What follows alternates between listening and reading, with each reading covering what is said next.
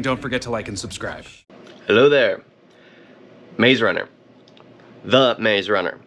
The Maze Runner, I gotta say, I absolutely like this. And for me, I've always had issues with YAs, because certainly the things just don't make sense. They always have struggled with me. Like in the Hunger Games I just watched, they're just like, the world looks perfectly healthy and fine.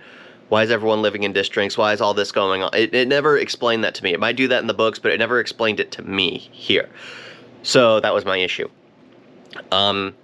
So, the Hunger Games. Apparently the entire Earth was destroyed. I don't know if that's true or not, but that's the way it looks and everything. The entire Earth is destroyed, and these kids are put into a facility because the younger generation is more immune to the thing that's killing everyone. So already, we have a reason as to why there's kids there. They were born with the gene that makes them immune, and we're finding out all this, but that's all at the very end, okay? That's all at the very end, but I'm just trying to establish why immediately this makes more sense to me. Of course, the part where at the very end where they're flying over the maze with the helicopter made no sense. Of course they were flying alongside it, but it was just like, you could clearly just fly over the maze, rescue the kids, and fly out. There was nothing preventing you from doing that. They should have just had a throwaway line like or at least included like a SAM site or something like that. Something that showed you that they can't get through that circumference of the maze. They're defending the area, the flight zone, to prevent anyone from saving those children, because those children are a science experiment, or are a science experiment. Yeah, the characters you automatically fall in love with. There's a lot of lines which are all very foreshadowing. I mean, talking about the fact that no one's ever survived in the maze. They're just like, oh, that's foreshadowing.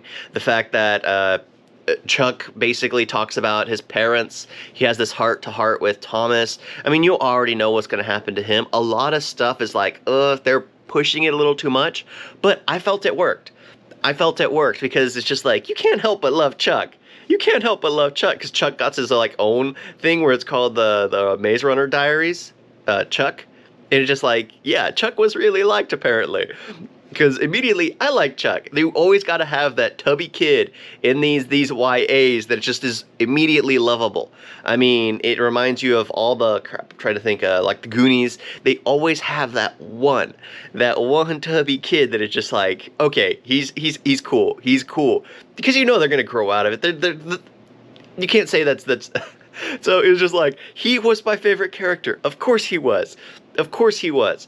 The whole I could understand the mindset even of like Gally, the one who was just so stuck in the fact that the maze was their home. The maze was their home. I mean, he had been there for 3 years living the exact same way. The one thing I didn't understand was why he escaped and tried to kill everybody. There's a lot of things in the movie that are just like, wait, why would you do that? Why would you do that? And did you kill a griever as well? Has he ever run the maze? How did he follow him there if he's never run the maze? There's a lot of little things that are just like, And the thing is, was that maze supposed to be solvable? Because apparently, until Thomas got there, they had never killed a griever, whatever it's called, until he had gotten there. But apparently you need to kill one in order to continue on further. There's a lot of little things that are just like, this is a lot of, is it solvable? Was it supposed to be solvable? Is that why you sent Thomas up there? Because you know he would be eager to get out. Is that why? It's just like all these little things that are just like, huh. It's funny that I've been talking about how much I enjoy it. I'm starting to nitpick the little things. I always do that. The movie's good. The movie's fun to watch. I enjoyed the entire cast. All the people that have lines, it's just like, you can tell what their personalities are immediately. You kind of feel bad when certain characters go, because you're supposed to. I mean, they're kids. They've been stuck there forever. Some more than others. Some of them have become indoctrinated in that mindset that they don't want anyone else to leave. They're committed to that. Yeah, but I've actually enjoyed the movie. It's got action. It's got suspense, I guess. Yeah, it's got Chuck. That's all you need to know. It's got Chuck. Yeah, Chuck is literally the best part about the first movie. Literally the best part. Yeah, because you need someone who's like the heart of the group, and that was Chuck. Nobody else had that. He was the one who was the most like a kid. He was the one who dreamed of his parents, even though he had no clue what they looked like or if they were real. Yeah, he was the one that is just like, yeah, this is a kid.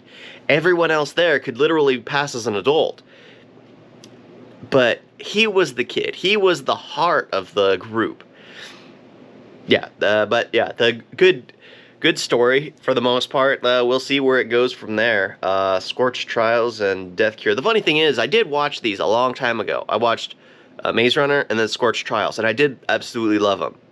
I bought Death Cure when it came out 3-4 years ago, something like that. I still haven't seen it. Yeah, I still haven't seen it. It's been years, and it's just like, yep. Because I was happy that, you know what? I'm going to go through that when I get to it. Thank you all for watching. Talk to you next time. Toodles.